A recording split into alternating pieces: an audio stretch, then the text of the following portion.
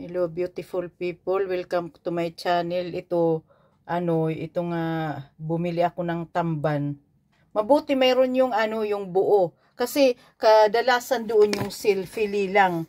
Ayan yung tinatanggalan na nila ng yung tinik sa sa yung sa gitna at sa kaulo. Yan. Yan kadalasan ang binibili ko kasi paminsan-minsan lang yung buo eh. Tsaka ang mahal.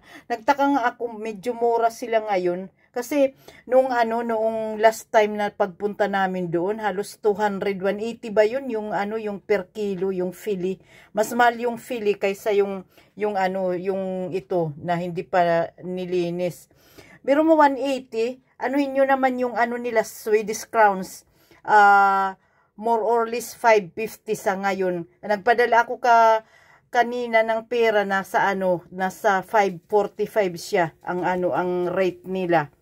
O sige guys, thank you for watching. Magsusubok ako magtinula nito. Parating paksiw itong ginagawa ko. Bye bye.